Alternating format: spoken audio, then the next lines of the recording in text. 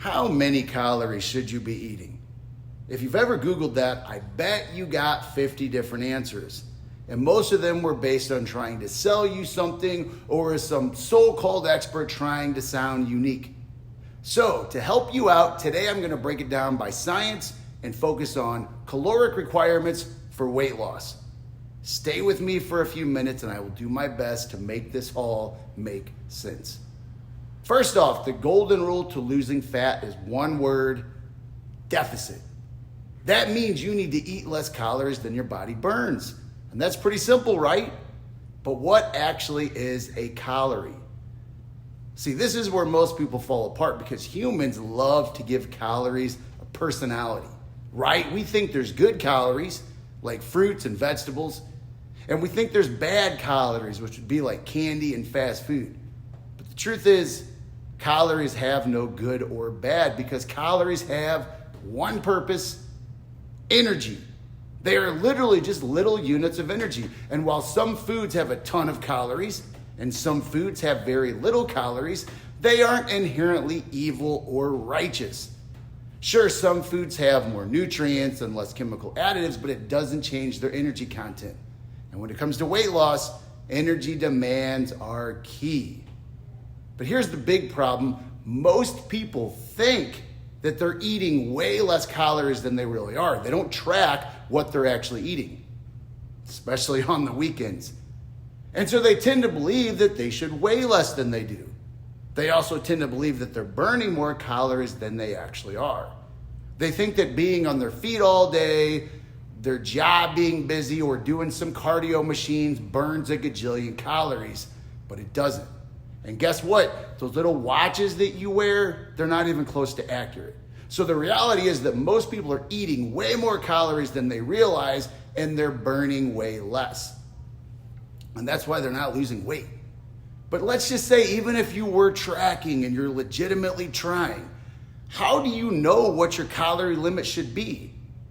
Look, I can tell you all day that you should be in a calorie deficit. Just like I can tell you that if you want to save more money, like if you want to buy a house, but you don't know how much that house costs, how would you know how much to save? See, losing fat is just like that. We need to know how many calories that we should limit to be in a calorie deficit. And that all starts with your BMR, or your basal metabolic rate. So what is BMR? BMR is basically how many calories that your body burns every day just for you to exist. So breathing, digesting foods, keeping your organs running. And here's what most people don't realize. Your BMR is the majority of the calories that you burn in a day, not exercise. That's why you can't just work out hard and lose weight.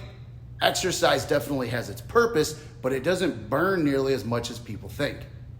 So how do you figure it out? Well, here at Team Sam, we use InBody scans to estimate your BMR. Basically, an InBody scanner, it's like a fancy scale that gives a pretty good guess on how much water, fat, and muscle that your body has.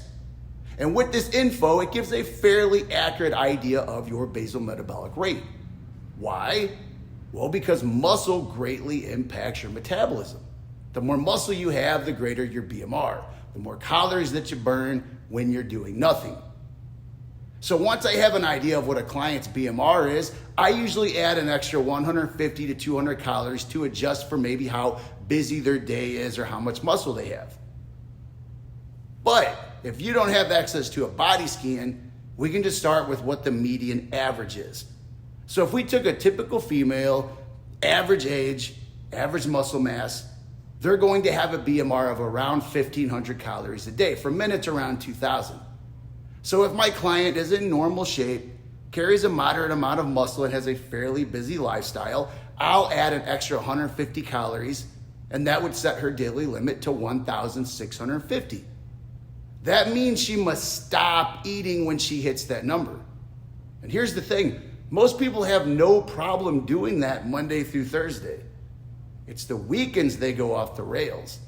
And because they go way over their calorie limits on Friday, Saturday, and Sunday, they never truly go into a calorie deficit, despite how little they ate during the week. But let's assume you do get the body scan and you do track and you follow it through, even on the weekends, but you still don't lose weight. What's going on? Unfortunately, that happens because you weren't truly in a calorie deficit. And it wasn't your fault. You got the scan, you followed the plan, but here's the secret. The body scan doesn't account for hormone problems. It doesn't know that you could be dealing with thyroid issues. And the bad news is that even though your BMR is estimated at 1,500 because of hormone issues, it might actually be much lower. I'm talking like 1,100 calories or less. So that means you have two options. You can either reduce your calories even more to match your low energy output, or you can stop focusing on losing weight. Start lifting more weights, eat a higher amount of calories, mostly in the form of protein, and build more muscle. This will drive your BMR and ramp your metabolism up. No, you won't lose weight doing this.